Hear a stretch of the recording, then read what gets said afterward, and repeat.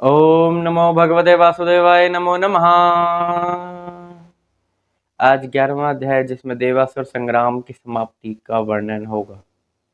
तो सुखदेव जी कहते हैं कि भगवान के आने से और उनकी अहेतु की कृपा, अहेतु का अर्थात होता है कि कृपा को बरसा देना।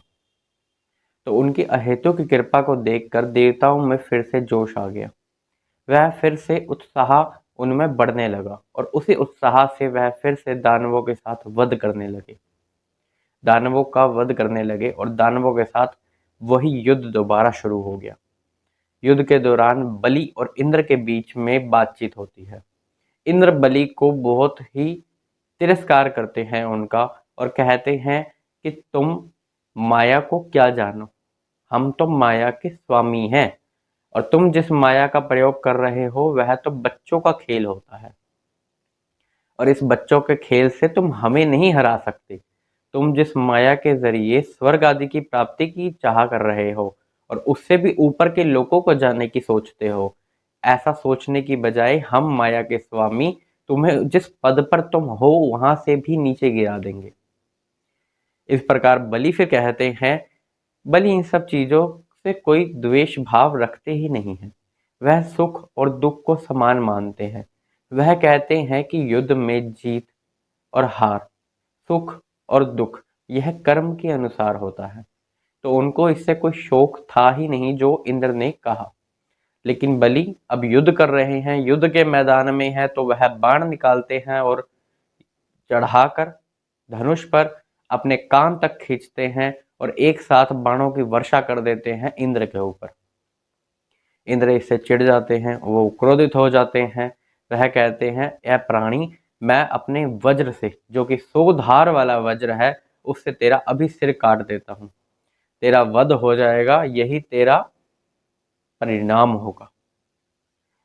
इंद्र वैसा ही करते हैं, अपना वज्र निकालते हैं और चला देते हैं बलि के ऊपर और बलि का सिर वहीं पर कट जाता है और वह यूं मानो कि पर्वत जैसे बिना हाथ पैर बिना पाखों के होता है, ऐसे ही वह जमीन पर गिर पड़ता है। यहाँ पाखों का क्या अर्थार्थ है वह जानिए। पहले जो युग होता था, पहले युग में इंद्र ने पर्वत के पाखों को काट दिया था। पहले पर्वत उड़ा करते थे, उनके पांख होते थे, लेकिन जब वह उड़ते थे तो कभी कभी वह एकदम नीचे गिर जाते थे, जिसकी वजह से प्रजा का विनाश होने लगा। तो इंद्र ने उसी वज्र से, जो ब्रह्म तेज से युक्त है, उनके पांख काट दिए थे और पर्वत फिर तब से वहीं पर स्थिर रह गए हैं। तो वही वज्र से बलि का वध कर देते हैं। बलि का एक बड़ा ही हितैषी मित्र होता है, बड़ा ही घनिष्ठ मित्र होता है, उसका नाम है जंभासुर। जंभासुर बड़ा ही क्रोधित होता है अपने मित्र को यो जमीन पे पड़ा देखकर। इतनी बुरी मृत्यु उसने पाई वह देखकर उसे बड़ा ही क्रोध आता है। वह सिंह पे सवार होता है और ऐरावत हाथी के ऊपर गदा से प्रहार करता है और इंद्र पर प्रहार करता है। ऐरावत हाथी वहीं घायल होकर मूर्छित हो जाता है।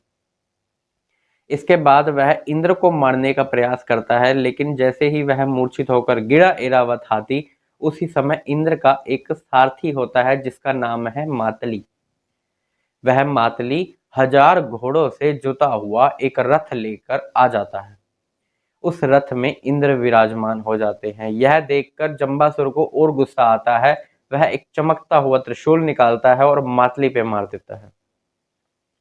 मातली जैसे तैसे उस असहन पीड़ा को सहन कर लेते हैं। अब इंद्र और जंबासुर में वध होने वाला है। तो जब उनमें वध होता है तो इंद्र फिर से वज्र का प्रयोग करते हैं और जंबासुर के सर को धड़ से अलग कर देते हैं। यहाँ पर जंबासुर की भी मृत्यु हो गई।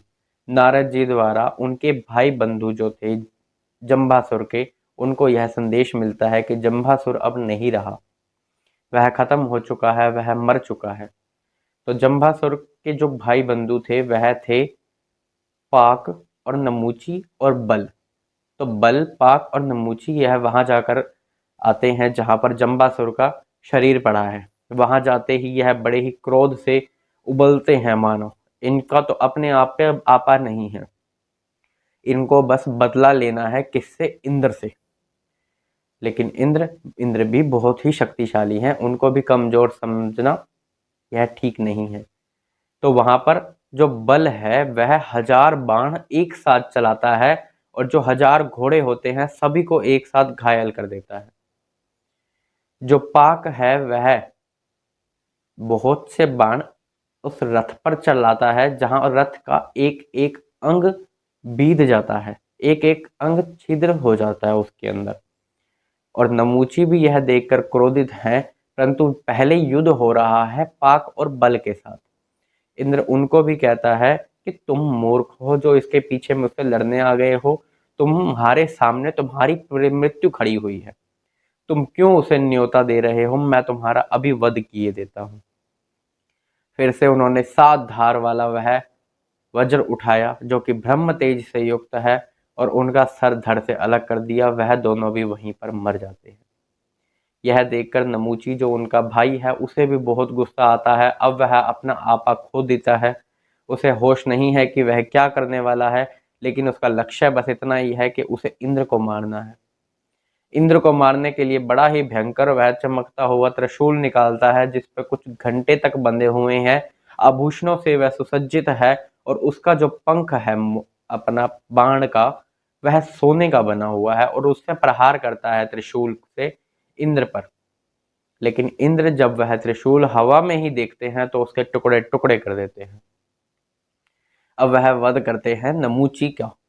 यह करने का प्रयास जब वो करते हैं तो वह उसी वज्र को फिर से चलाते हैं, लेकिन जैसे बलि, बल और पाक के सर धड़ से अलग हुए थे वैसे नमूची का सर धड़ से अलग नहीं हो पाया।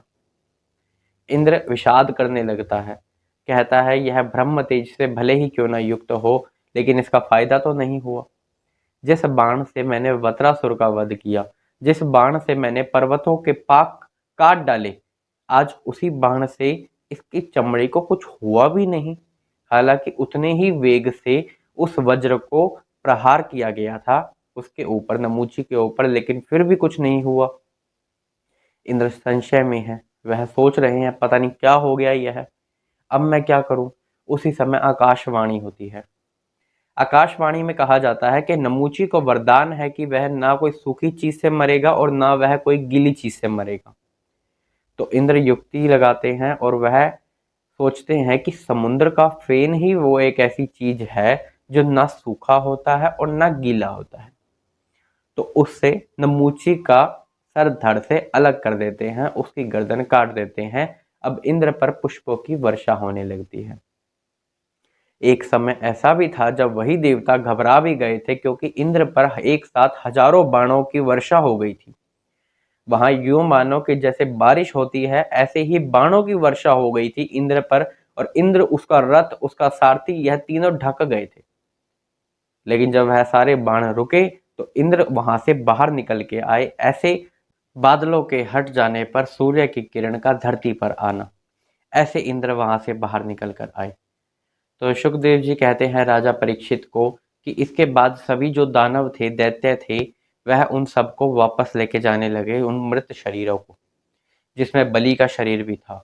इन सभी दैत्यों के शरीर को शुक्राचार्य जी ने जैसे ही हाथ लगाया सभी के अंदर जीवित हो गए। एक तरह से सभी के सभी की इंद्रियां वापस आ गई, सभी का मन सचेत हो गया और उनका जिनके सर धड़ से अलग नहीं हुए थे। ऐसे ही बलि के शरीर को जैसे ही शुक्राचार्य जी ने हाथ लगाया तो उनके शरीर में भी चेतना आ गई, उनकी इंद्रियों में भी चेतना आ गई और वह भी जीवित होकर यही सोचते हैं कि जीत और हार, सुख और दुख कर्म पर निर्भर होते हैं, इसलिए इनका शोक करना बेवकूफ़ी है।